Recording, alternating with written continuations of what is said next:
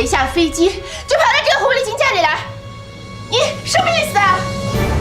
妹妹，你胡说什么呀？你在这儿，张映雪，我没见过像你这么不要脸的女人。请帖我已经给你了，你知道我跟洪德要结婚，可是你却千方百计的把洪德拐到你家里来，你说什么意思啊？从来都没见过像你这么不要脸的女人。哎呀，不是这样的。你才是不要脸的女人呢！你抢人家老公啊！你三番五次的跑到我们家里来，你骂映雪，你们给我滚！滚出去！滚出去！滚！滚出去！妈，滚出去！快出去！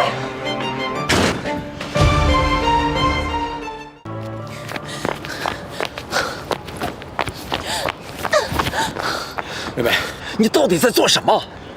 我在做什么？我看到你对张映雪的好，我看到你对张映雪的不舍，我看到你对张映雪的关心。洪德，你已经跟张映雪离婚了，你现在要娶的人是我殷美美。我不希望你去打扰她。你不希望我打扰她，为什么我就处处都不如她？你为什么就不设身处地的为我想想？你以为是我要照顾亮亮不可吗？那是你妈喜欢亮亮，我在讨你妈的欢心。我也希望除了工作之余，我可以当一个称职的妻子，里里外外兼顾好所有的一切。我这么做，我做错什么了？我不是说你做错了什么，可是什么呀？你说好过几天就从广州回来，可是你今天突然为了张映雪从广州回来，而且一下飞机就直奔她家。洪德，你这样我怎么敢嫁给你？我怎么敢将终身托付给你？这种婚姻，我真的感到害怕。妹妹，别哭了啊！别哭了。你看，这里是公众场合，你说你这样哭哭啼啼的，你说让别人看见，那不是笑话咱们吗？你都不怕我成为别人的笑话了，我还怕什么呀？洪德，你告诉我，你心里是不是还有张映雪？我没有，我真的没有，真的。真的吗？真的没有。洪德，我要你完完全全的属于我，我不允许你心里再有半点张映雪的影子存在，你知道吗？知道。洪德，你别忘记了，你的整个公司是我帮你掌控的，你能够无后顾之忧的在广州做生意，都是我在这里拼命的帮你接订单，帮你接 case。如果你敢有半点对不起我的话，我就把你的全部经济来源都断掉。妹妹，你不可以这么做。当然不可以了，洪德。我们夫妻现在是同坐一条船，你这次回来呢，就安安分分的做个新郎。我们赶快结婚，我愿意为你生一个小孩，我们组织一个家庭，从此以后就幸幸福福过着快乐的日子，好不好？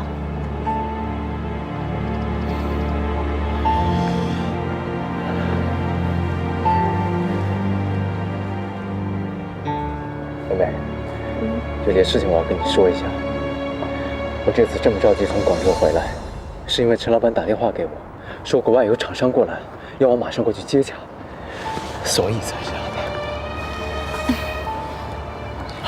不行，我现在得赶紧过去了。那你？我也马上回公司去处理一些事情。那我就先走了啊。洪德，晚上早点回家，我煮好晚饭等你吃。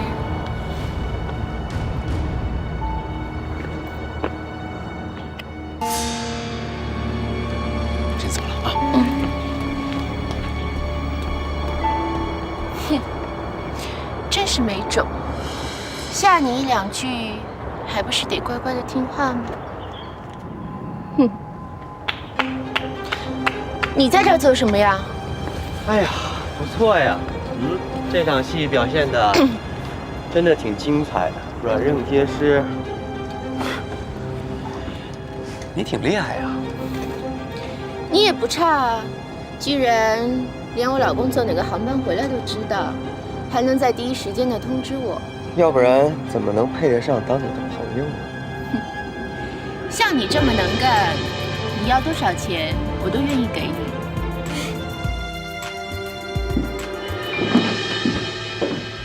院长，您找我？哦，苏媛，是啊，我找你来是想跟你谈点事儿。您说，院长。苏媛，你算是咱们医院比较资深的护士了，跟嘉诚和嘉佑经常接触吧？嗯。我还听说你是映雪的学妹。没错。对张小军你一定很熟悉了吧？我跟刘太太可以说情同姐妹了。你在我面前用不着刘太太长刘太太的喊。是院长。那么对这个张小军，你也一定了解她的性格吧？啊，小军她聪明伶俐，而且反应好，是个心地非常善良的女孩。那么，关于小军跟嘉佑之间的一些事情，你也听说了吧？我略知一二。既然这样，那我就实话实说吧。您说，院长。张小军他离家出走了。小军离家出走了？没错。刚才我夫人打电话来说，是映雪告诉他的，而且嘉佑和映雪已经去找他了，嘉诚也帮着去找了。可据我所知，到现在也没找着他。我是想说，你既然跟张小军是好朋友，那么一定知道他现在什么地方吧？这我还真不知道他在什么地方。不过院长，需不需要我也去帮忙找一下？这就不用了。你知道吗？现在我夫人正为这个事儿在家里大发脾气呢。苏媛，你在医院的表现那是没得说的，而且我还非常信任你，所以我希望你能去我家一趟。一来呢，可以劝劝我的夫人；二来，可以照顾一下那个宋小姐。怎么？有问题吗？这句话，我觉得是不应该我来说。没关系，苏媛，有什么话大胆地说。院长，我觉得你把宋小姐接回家，这不太恰当吧？没错，其实我也是这么想的。不管怎么说，这家又娶的是小军，那你们把宋小姐接回家，我想换做是谁，谁都受不了。我明白，你放心吧，这件事情我会和太太商量的。所以啊，你刚才这段话，可千万不要在我夫人面前说起啊！她的脾气……你放心吧，院长。那没什么事，我就先出去了。去吧。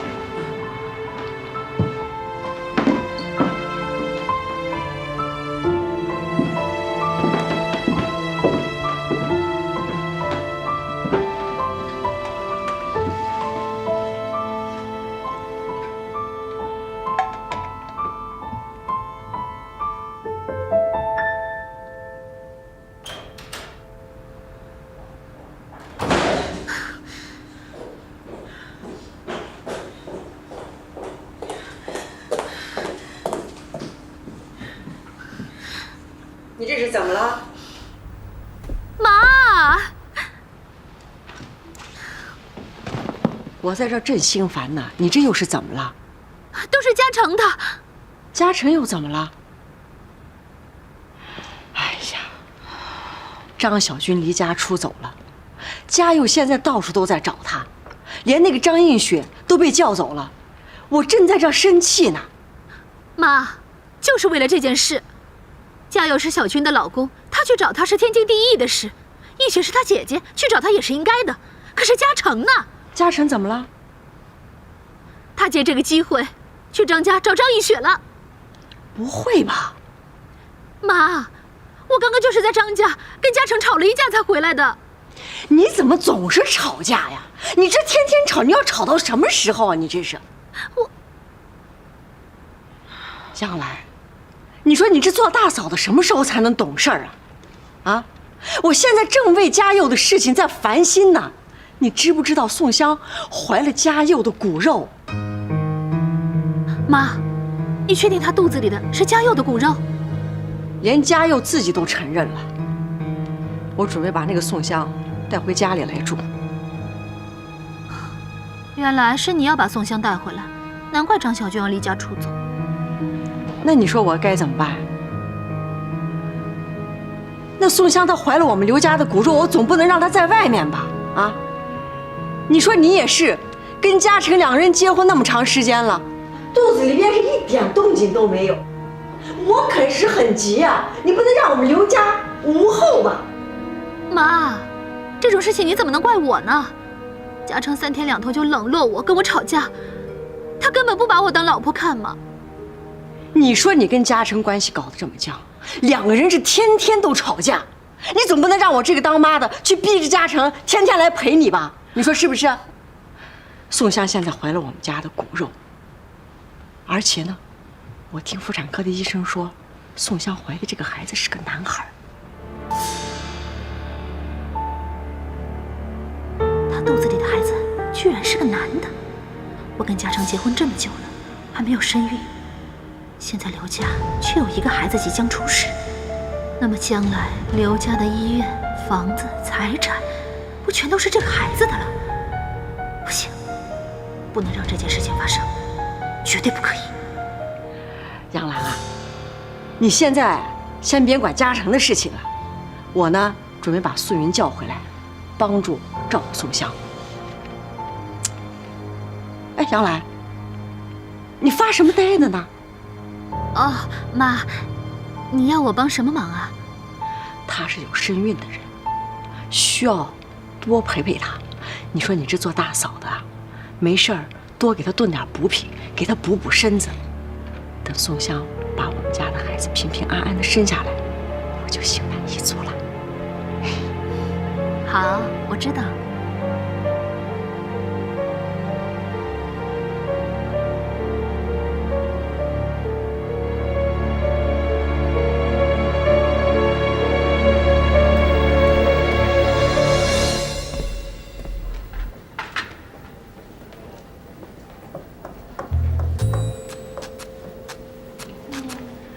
你好，我是张小飞，我是张映雪的弟弟。哎，这还只是其中一个身份，我还有一个身份，那就是你们学柔医院刘家佑大医生太太张小军的小弟。我知道。哎，你知道啊？哎，你怎么知道的？医院里啊，大概都知道你这号人物了。真的？哎，都怎么说我的？我这么有名吗？你没那么有名，不过呢，我们都知道你在追秦安静。哎，那你能不能跟我说，秦安静最近怎么样啊？哎，跟我说说。你不能说，这是会抬你下去。没事，我跟你说，我今天走了一整天了，腰酸背痛的，你让我坐会儿。不行，哎，你别来我。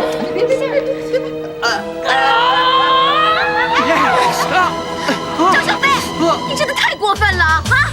我还以为你是真心的追求我，想不到你看到更漂亮的美眉，你就动手动脚的。说，你抓着小萌的手干什么？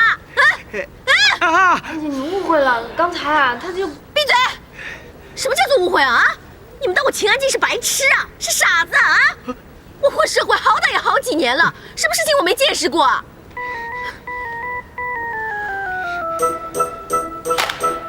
还有你，小萌，你听好了，虽然我不喜欢这个流氓张小飞，不过我不要的垃圾，我也不要人家去捡，听到没？谁要你的垃圾？安静！你干嘛？这话什么意思？什么意思？我的意思就是，我今天心情不好，不要来惹我，惹我你就走着瞧。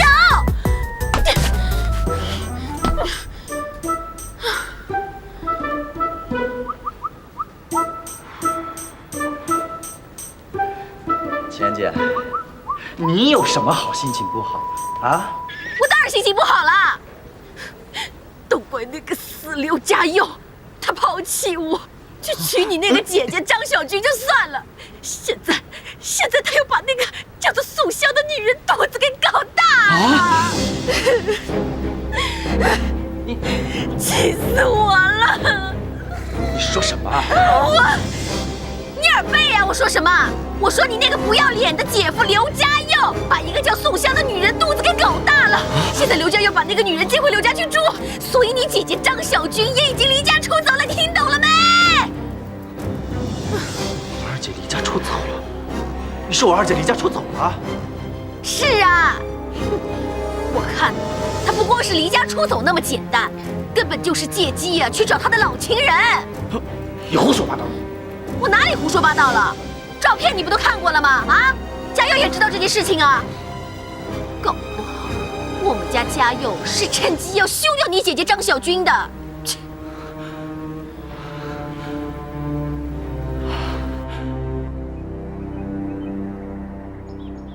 怎么样？有没有感觉好一些？嗯。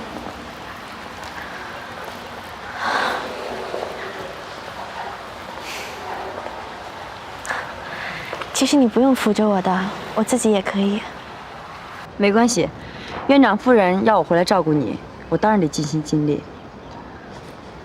你们是不是很怕院长夫人？与其说是怕，倒不如说是尊敬。我们整个医院，就包括院长，都很尊敬夫人。我看出来了，院长夫人无论是在学儒医院还是在刘家，她的威严都最大，你们都要听她的话。对了，你是叫素云？宋小姐，我叫江素云。你也别叫我宋小姐了，你叫我宋香就好了。有一件事，我想请你帮我。我能帮你什么忙？我想让你跟院长夫人说，能让我尽快的离开刘家。为什么？在我读书的时候，听过这样一句话：“一入侯门深似海。”这句话，我之前一直都不明白。自从来到了刘家，我终于明白了，我也体会到了。你看看刘家的房子，这么的大，就连院子也这么大，这么的漂亮。我之前一直认为家佑家里很有钱，但是我不知道他会有钱到这种地步。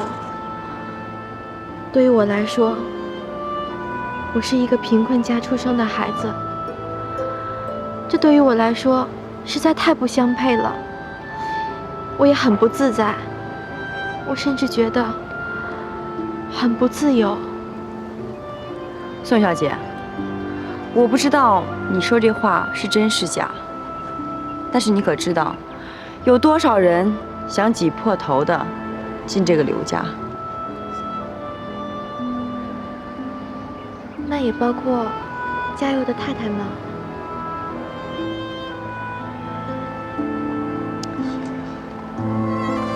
小军是不是想挤进刘家？我不知道，但是家佑和小军可是先恋爱后结婚，这全医院都知道。宋香，但是我就不清楚，你到底有什么意图？意图？我有什么意图啊？我只知道我很爱家佑，就算他今天娶的不是我，我也想怀有他的孩子，就是这么简单。素云，请你相信我，我真的不想卷入他们之间的感情。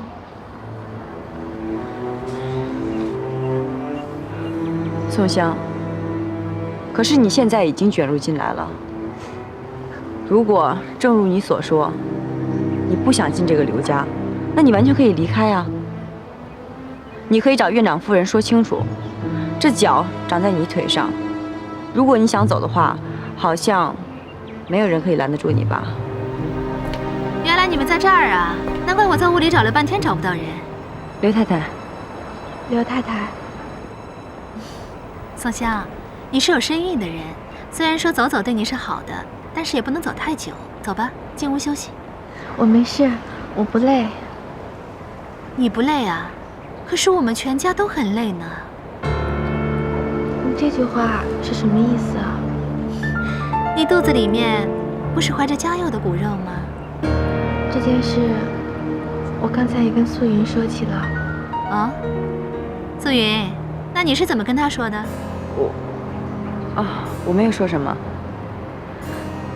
刘太太，素云人很好，她很会照顾我。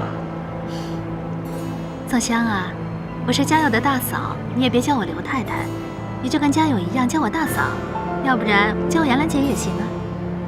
刘太太，我跟家佑本来就没有什么瓜葛，所以叫大嫂不太合适吧？那我还是叫你杨兰姐。随便。杨兰姐，我刚才也跟素云提起了，我想要尽快的离开刘家。为什么？我们同样都是女人，我想我的原因你也可以理解的。我只能告诉你们，我很爱家佑。虽然家佑不能娶我，那只能说明我们有缘无分。但是我还是怀有了家佑的孩子。可是这个孩子不是目的，也不是手段，更不是我要进入刘家的借口。说实话，我也不愿意把这孩子留在刘家，因为这是我心爱的人留给我的一份礼物，我想要拥有它。我不知道我这样说，你们明不明白？素江，如果你不想破坏家佑和小军的幸福，那我觉得你还是亲自去找院长夫人请示离开。如果让刘太太去替你说的话，好像也不太方便吧。刘太太，宋香还要去休息，我还得回医院，那我们先过去了。杨兰姐，我先进去了。小心啊。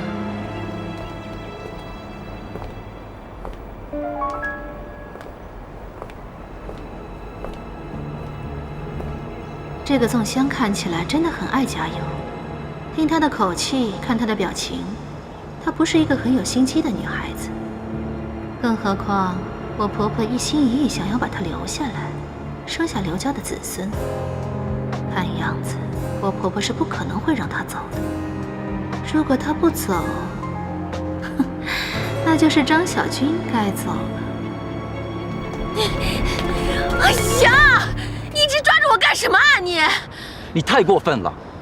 枉费我那么真心真意的对你好，我还一心一意的想要追求你，可是我没想到你处处跟我二姐作对。你少臭美好不好？谁答应让你追求了？你别忘了，上次我陪你出去玩，我几乎花光了我妈给我所有的零花钱。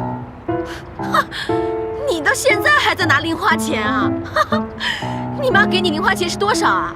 不过就是500多块而已。你知不知道我秦安静，人家随便请我吃个法国料理，少说不用700，也要600，我再喝杯红酒都不止啊。可是跟你张少爷出去，不过吃个小吃，看场电影，再来杯小杯的饮料，怎么样？就花光你所有的零花钱了。哼！还有啊，张少爷，你听清楚了。我秦安静呢，虽然在医院里面当护士，不过才1年多。哼，不过有钱的病人我可看多了。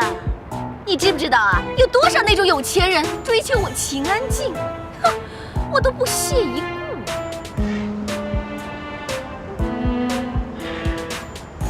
好，这事儿咱们先抛开不谈。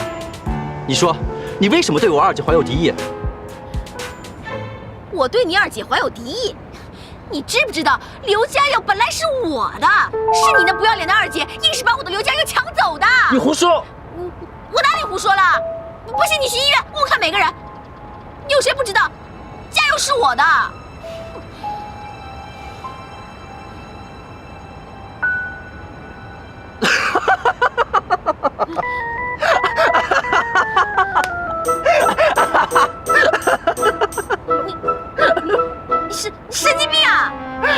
秦安静啊，秦安静，我算是明白了，原来你一直暗恋我姐夫，可是你又得不到他，所以你才对我二姐怀恨在心，对不对？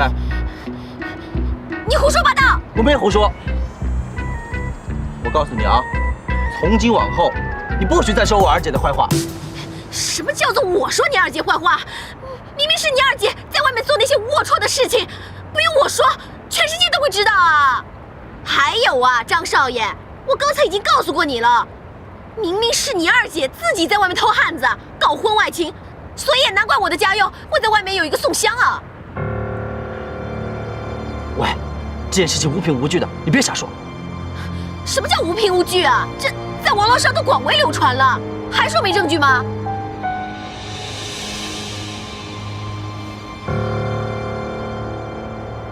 喂，秦安静，干嘛？你老实告诉我，是不是你一直在散发我二姐那些照片啊？我哪有啊？你别冤枉我！你们说什么呢？院长夫人，伯父，伯母，你就是小军的弟弟，怎么每一次我见你面，你不是被人告就是被人抓呀？以后你少到我们医院里来，我们院里边的护士都是在规规矩矩的做事儿。我希望你不要搞出什么不光彩的事情。你凭什么这么说我？你知道你在跟谁讲话吗？我才不敢再跟谁说话呢！我跟我爸妈说话都这样，对就是对，错就是错。怪我二姐要离家出走，一定是你在虐待她。你，小飞，说话要有证据。我们夫妻凭什么要虐待我们的儿媳妇呢？啊，好了，不要再说了。这是医院，是病人休息地方，我请你马上离开。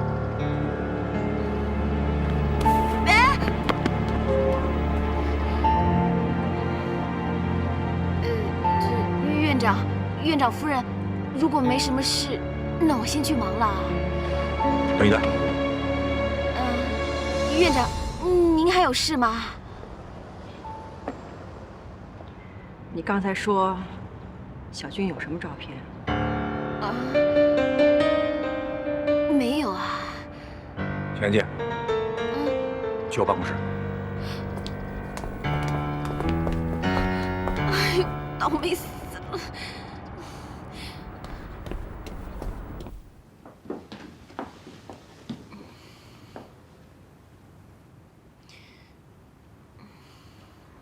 秦安静，你来我们血乳医院有1年多了吧？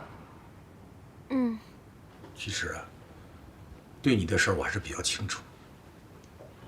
当初你喜欢我们嘉佑，我也没从中阻拦，因为我知道，其实嘉佑对你啊，就像一般的医生对护士一样。当然了，一个护士对医生充满着憧憬，这是正常的事情。可是，如果你要是做出破坏嘉佑和小军婚事的事，那我们血乳医院绝对不会容下你。院长，我没有啊，我喜欢嘉佑是事实，那嘉佑不喜欢我，我也无可奈何嘛。再说，我每天兢兢业业的做我的事情，我有什么错啊？谁也没有说你有错啊。刚才张小飞说你散布什么张小军的照片，是什么照片啊？啊！你要是拿不出真凭实据，我一样饶不了你。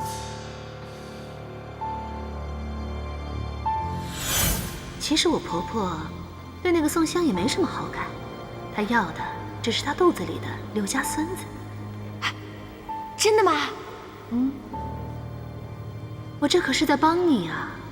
如果想办法让小军离开嘉佑，而且永远不回来，那你不就有机会了吗？这是个好机会。杨兰姐说的没错，人不为己，天诛地灭。张小军，这下你可别怪我了啊！院长夫人，我真的没有在外面胡说八道啊！不信的话，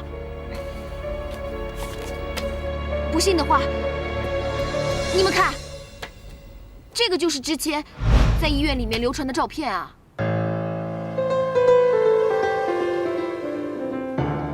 这照片你从哪得到的？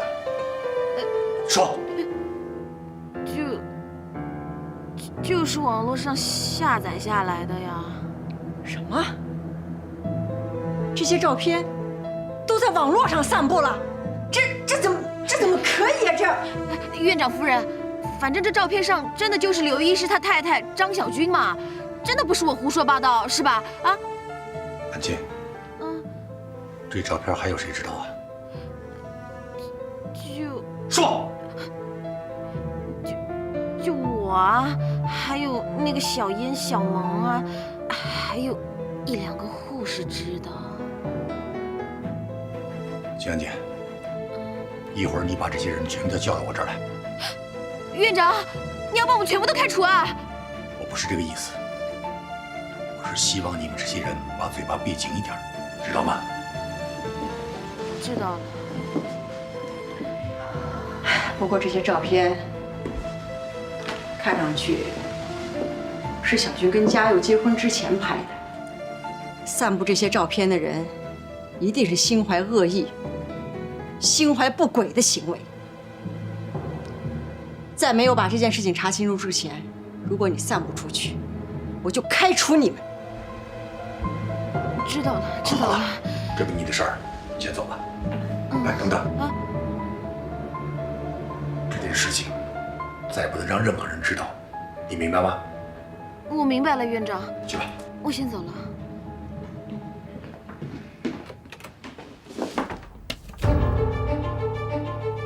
陈忠，我觉得这照片有些可疑呀。他们为什么要散布这个照片呢？不管这照片奇怪不奇怪，可是张小军跟这男人约会，他是事实啊。你说嘉佑他知不知道这照片的事啊？不管嘉佑知道不知道，等他回来问问不就知道了吗？如果张小军做了什么对不起嘉佑的事情，我饶不了他。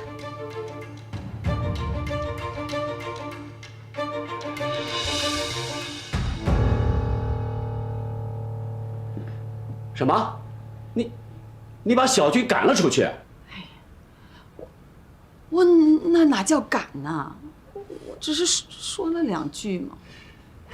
你呀，哎，我就是骂他2句又怎么了啊？老伴儿，映雪是你的女儿，难道小军就不是吗？我不就是气得当初吗？我。这做父母的对自己的儿女有什么好气的？哎，你还记不记得当初我们俩结婚的时候，曾经有过的约定？记得。你嫌我脾气暴躁，性格不好，爱着急，就给我个约定，说我们夫妻呀，就算是吵架，也不能有隔夜仇，第2天一定要和好的。是啊，你看我们老夫老妻都没隔夜仇，你对女儿有什么仇，有什么气呢？哎呀，你就别说我了，我知道我自己不对。那佳茹不是着急的四处去找小军了吗？映雪也去帮忙了，就连嘉诚都去了。哎呀，我知道他们找到小军呢，一定会把他带回来的。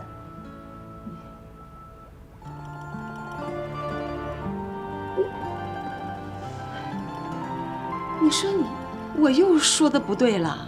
你说你叹什么气，摇什么头啊你？你是不是觉得映雪的脾气性格像我，而小军呢，更像你？啊，好的都像你，坏的都像我是吧？我的2个女儿啊，都一样美丽，一样优秀，哪有什么好坏之分啊？我只是说呢，映雪的脾气性格随我，会忍耐，而小军像你，火爆一些。你说啊，就算是嘉佑今天做错了什么事情，他都不应该这样离家出走。你不是不知道，小军的公婆都是有名望的人，之前他们结婚当天，映雪离婚，小飞被抓，我们可是受尽奚落的。小军就这样走了，难道他们公婆不会生气吗？小军要是不回去，到时候吃亏的还是我们女儿。哎呀，那我怎么就没想到这些呢？你说当初我要是把小军留下来，让嘉佑把他带走，不就没事了吗？那可现在你说，这怎么办呢？这现在就希望嘉佑啊，赶紧把小军找回来，然后把他送回刘家。我们这2个老的，就只能见机行事了。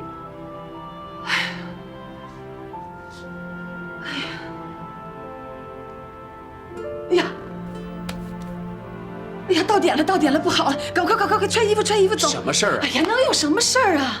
那个映雪不是去找小军去了吗？哎呀，这亮亮还没人接呢，那赶紧走，快走！哎呀，喂，是。好，我知道了，你放心吧，货我一定会如期交出的。好，再见。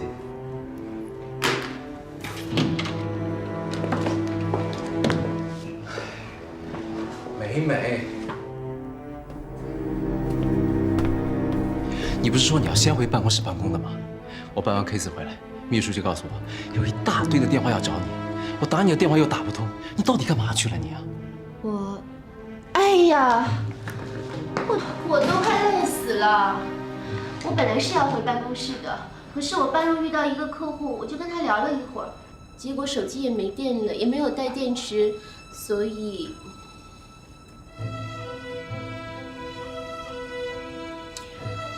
哎呀，你才一会儿没见我，就忙不过来了。这不是忙得过来忙不过来的问题，妹，有件事情，我想跟你商量一下。你说啊。可是，我又怕我说出来以后，你会不高兴。又是张映雪的事，是不是？不是，是亮亮的事情。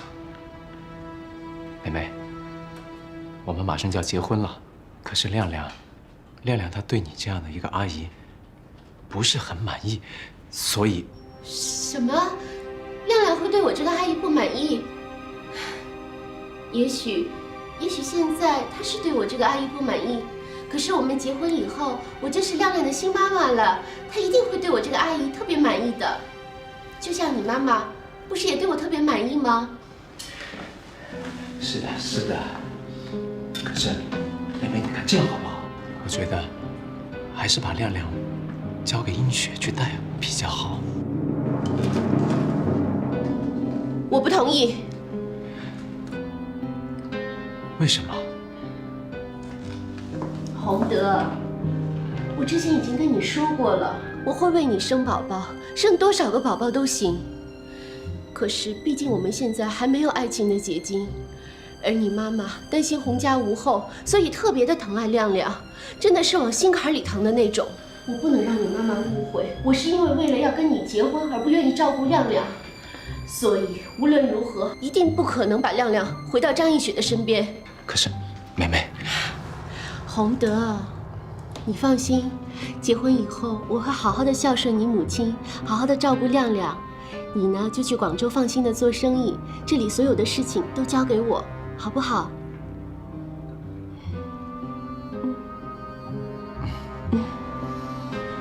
对了，刚才有好多电话找你，我真是觉得好像公司要是没有你的话，这些生意我都做不下去了。哎呀，你怎么还跟我吃起醋来了呀？你别忘了，在公司这么多年，我任劳任怨、千辛万苦地帮你开拓客源，这样你在广州的工厂才能越做越大啊。是，你说的也没错，可是这所有的客户资源都在你的手里，这要是……这是我们夫妻共同的事业，还分什么彼此啊？你呢，就在广州放心地做你的工厂，这里所有的事情都交给我来处理，好不好？你别忘了，我可是你最好的贤内助呢。是，可是，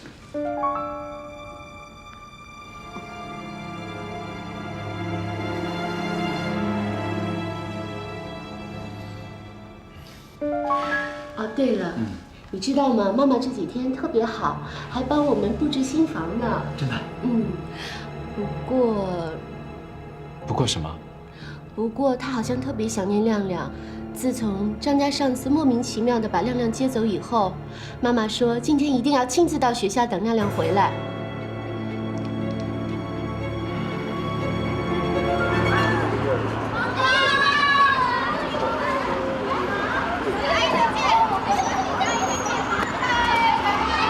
亮亮还不出来呢？啊，放学都有一会儿了，这孩子。别着急，亮亮一定是走在后面。外婆，外公！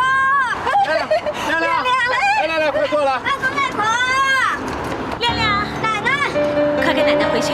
奶奶，怎么回事？干什么你？你想做什么呀你？你这个人很奇怪哎！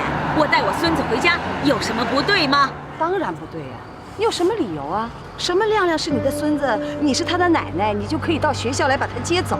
我告诉你，我也是亮亮的外婆，亮亮也是我的外孙，更何况，亮亮今天早晨是从我们家出的门。是，我听你说的比唱的还好听啊！也不知道是谁昨天从我那儿偷偷的把亮亮给强行带走，这笔账我还没跟你们算呢，真是贼喊捉贼呀！你说话给我客气点你骂我是贼呀？我是贼呀？我只是打个比方而已，你何必对号入座呢？我可没有骂你是贼。算了，我懒得跟你这个无赖争辩。走，跟外婆回家。跟奶奶回家。跟外婆回家。跟奶奶回家。跟外婆回家。跟奶奶回家。跟外婆回家。奶奶好痛，外婆好痛。好了，别再扯了，孩子的手都被扯断了。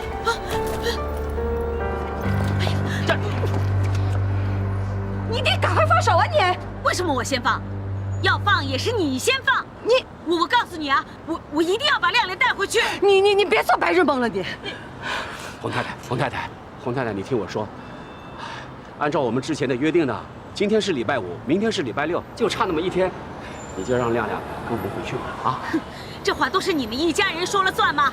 我看你们一家人真是不知道信用和廉耻这4个字怎么写。对。之前洪德是来求我，星期6和星期天把亮亮交给你们去照顾。虽然我非常的不愿意，但是为了尊重我儿子的决定，我还是同意了。我请问你们，是谁先破坏约定的？是谁昨天先从我那儿偷偷摸摸的把亮亮给带走的？昨天是星期6还是星期天呢？现在社会不一样喽，每个人说话都可以不守信用，不算数。做错事情的人讲话还可以这么大声啊，真是不知道廉耻。怎么这么说话呢？你胡说什么你？我胡说？哼，我有没有胡说，大家心知肚明。亮亮，跟奶奶回家去啊！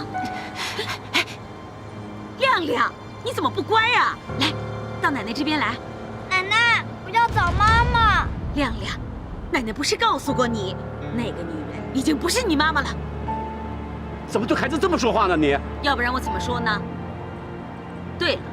你们回去告诉你们的宝贝女儿，这2天洪德就要跟美美领证结婚了，以后请映雪不要再来纠缠我儿子，要不然，你们以后怎么管教孩子啊？我不要亲妈妈，我只要我妈妈，我只要我妈妈。亮亮，跟奶奶回去。你走，你不可理喻你，你不可理喻你。当心！奶奶。哎呦，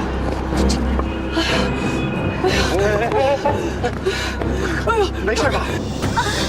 哎呦，我的腿断了！阿姨，你没事吧？断了呀！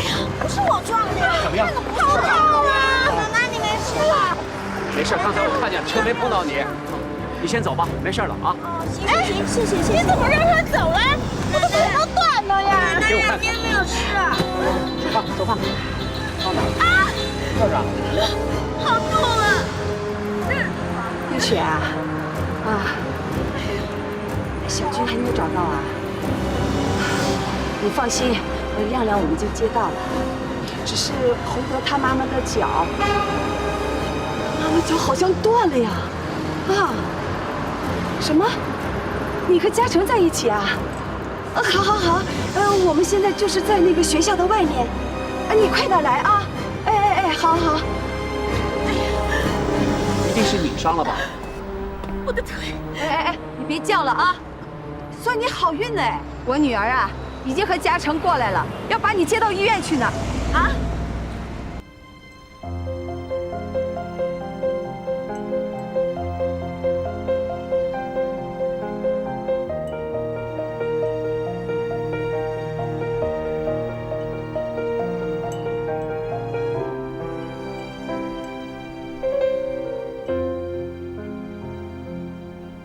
北方吹过一阵风，我和佳儿的争执，让我一时失去理智，气冲冲的离家出走，回到了娘家。妈却对我一点都不谅解，不让我回家去。如今天下之大，却好像没有我张小军的容身之处。感受刺骨那阵风，抬头仰望着夜空，看着那缤纷的街灯，驱走了周围的空洞，我不知何去。我到处去找小军，该找的我都找遍了，到现在还没有消息。小军到底在哪里？我找到纯真美丽的爱情，都由你来喊暂停。你就是他拎着箱子，怎么可能在咖啡厅里坐着？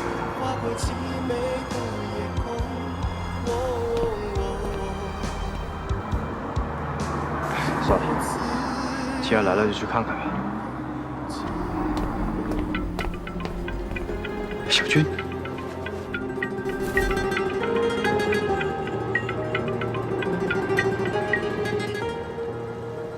爸，你现在哪儿啊？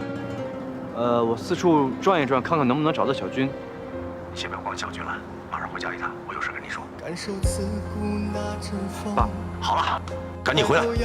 好，我马上回去，爸。看着那缤纷的街灯，驱走了周围的空洞，我不知我还是去看看吧。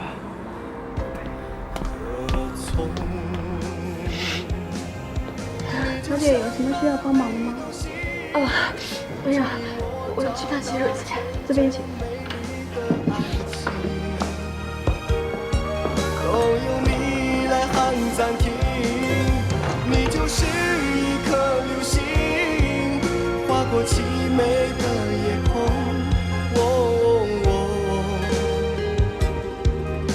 是如此宁静啊。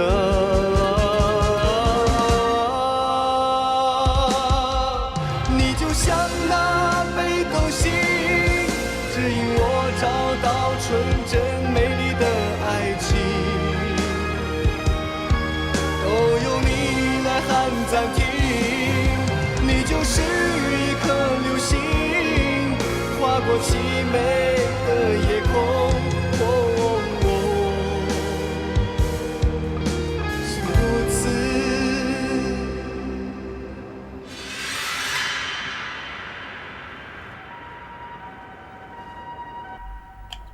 轻点儿！哎呀，幸好只是扭到脚了，休息几天，不要做剧烈运动，就没问题了。啊，好。伯母，医生说了，您的脚伤没什么大碍，您就安心好好休息吧。哎，对了，您想吃什么吗？我去给您准备。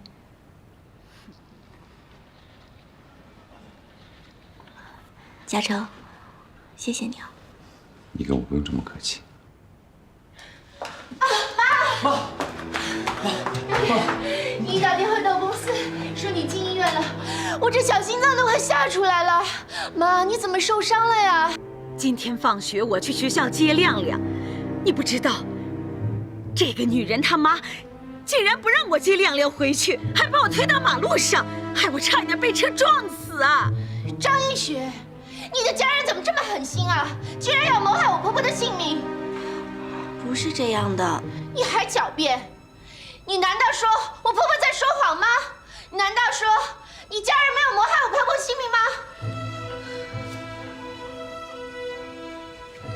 这位小姐啊，我刚才询问过了，这件事情和你说的不太一样。这位医生，你医治我不过，我很感谢。但是我们的事情跟你无关，请你少插嘴。刘医生，这是我们家里的私事，我请你自重。嘉诚，这儿的事儿我来处理吧。好吧，那一会儿我让人过来给他们办理相关手续。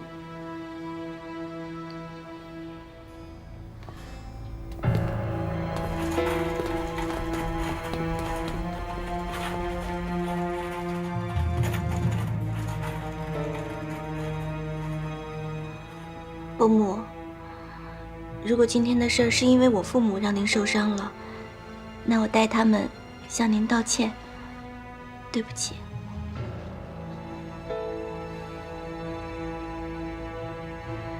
他们说了，先把亮亮送回家，然后就会过来，亲自跟您道歉。张艺雪，不需要，我们全家不需要你们的假惺惺。张艺雪，亮亮的事情，我们当初是怎么约定的？你应该还记得吧？我知道。你知道，就麻烦请你把亮亮快点给我们送回来，要不然的话，下一次见面我们就在法庭上，我会让你永远都见不到亮亮。哎呀，好了，妹妹，你就别在这儿说了。妈，你还能走吗？你能走的话，我们就出院吧。好。妈，怎么了？映雪啊，你就同情我这个做奶奶的想念孙子的心情，而且我现在腿也受伤了。如果你的心还有一丁点的怜悯，你就把亮亮送来。只要亮亮能够在我身边，我想我的腿伤会好得快一点啊。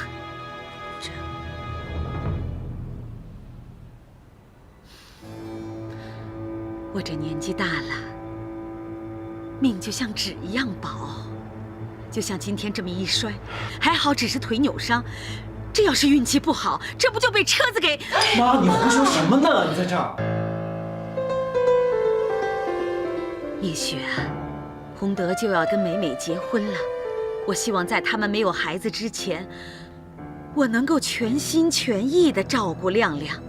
只要等美美有了孩子，我一定把亮亮还给你。我只是希望在我有生之年多陪陪我的孙子。将来有一天亮亮他长大了，依然会记得，在他小时候，有一个非常疼爱他的奶奶。我这样小小的要求，过分吗？啊？张映雪，妈都在这么求你了，你的心怎么就那么狠啊？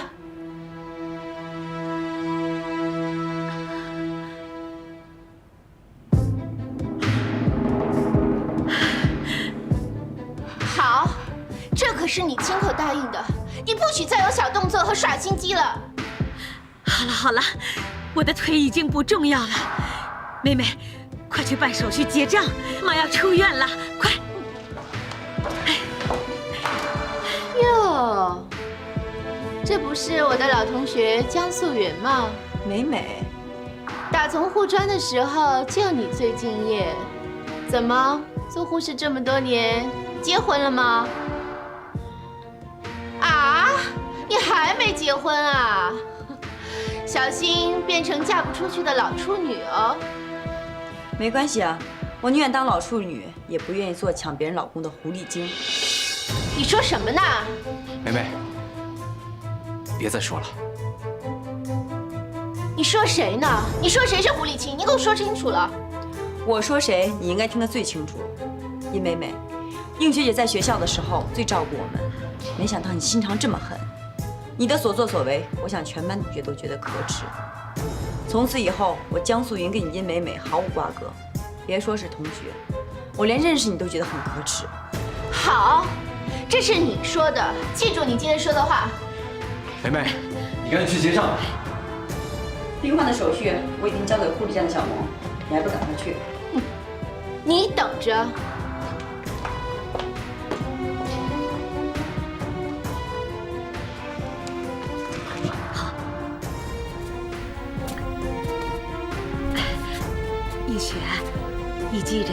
赶紧把亮亮送回来给我啊！我知道了。哎，好，好，走吧。哎呀！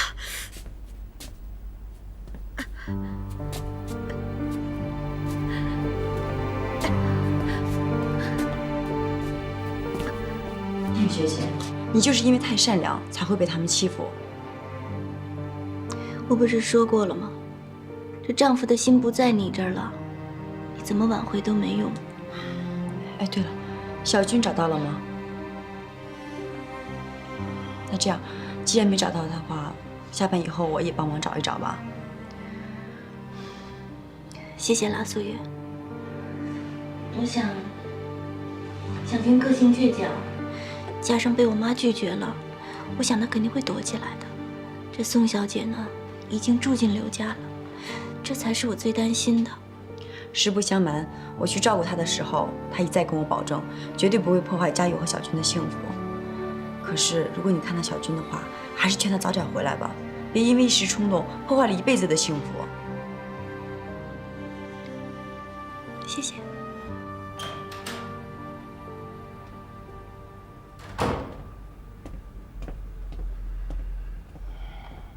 爸，您着急叫我回来，有什么事吗？你先别问我着急，叫你回来干嘛？你先看看这照片。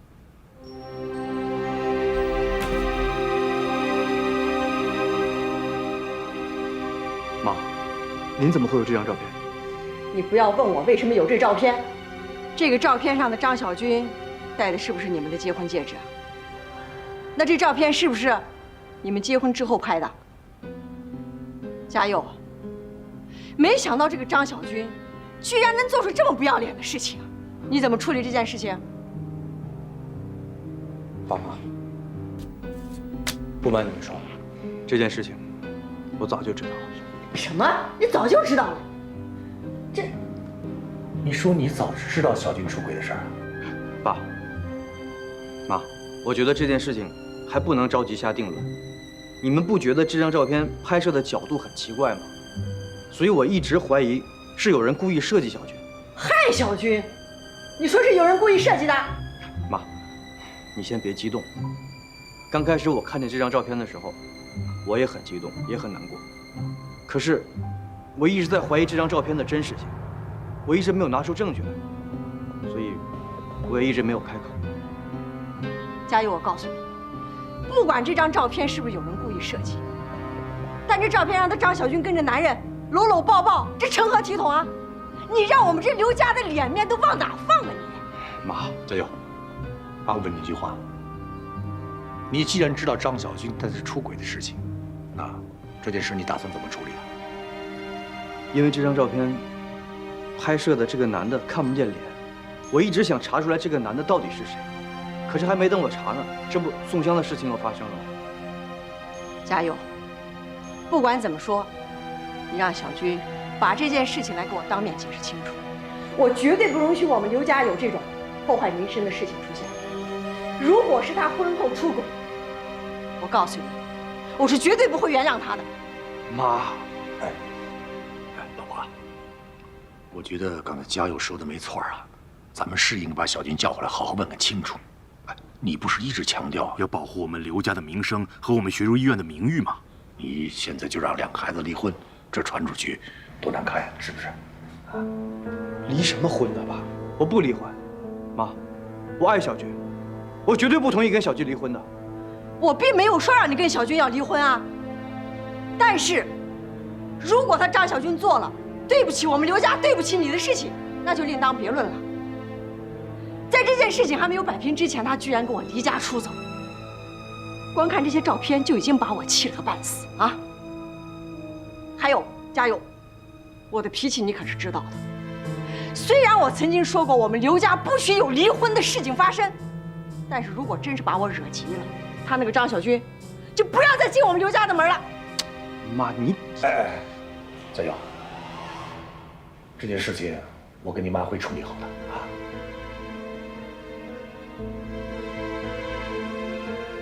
行，爸妈，那我先出去了。你要去哪儿？你是不是还要去找那张小军？嗯。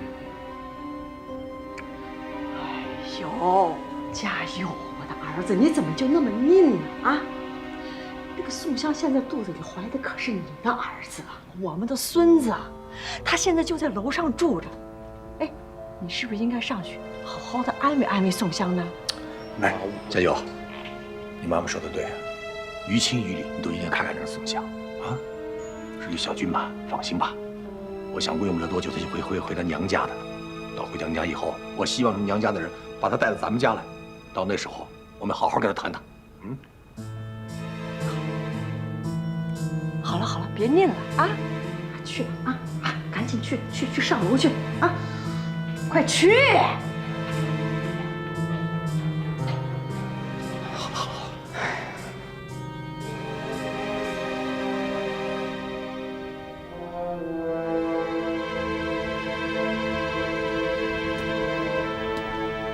加油！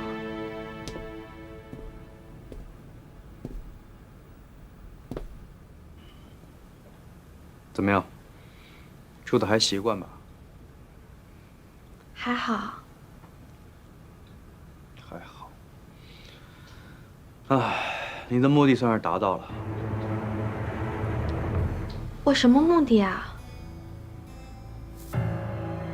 我怀疑你的动机。你什么意思啊？我有什么动机？宋江，这些事情之前咱们不是谈好了吗？为什么你偏偏要晕倒在医院门口？为什么你要住进我家里？那你的意思是，我故意住在你们家的？我不知道，我想听你说说。我之前一直住在你家的医院，你也一直都没有来看过我。我终于把你盼来了，你一进门，看到小军正要往外跑，你连个招呼都没有跟我打就追了出去。但是我并没有怨你，我也没有怪你。你怎么会觉得我是故意住在你家的呢？难道不是吗？加油！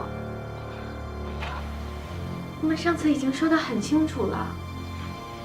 我知道你是真心爱小军的，我也是真心的祝福你们。但是，你上次伤得很重，我也是担心你。所以我偷偷的跑到医院去，看看你好没好。没想到，因为上次我也被打了几下，我以为我没事儿，却因为胎位不正，突然晕倒在医院。但是我真的没有告诉过你爸妈，是谁呀？是你大嫂说的。我大嫂。我之前跟你交往的时候，也经常来医院，然后碰到过你大嫂，你忘了吗？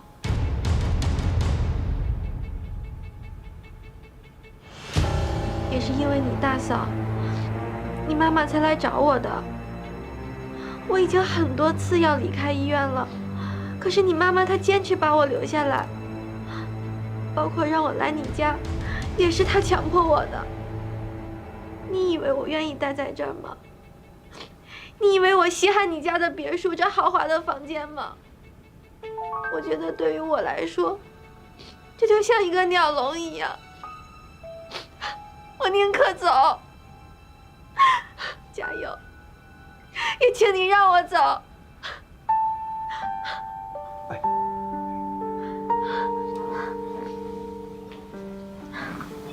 不想，别太激动了啊。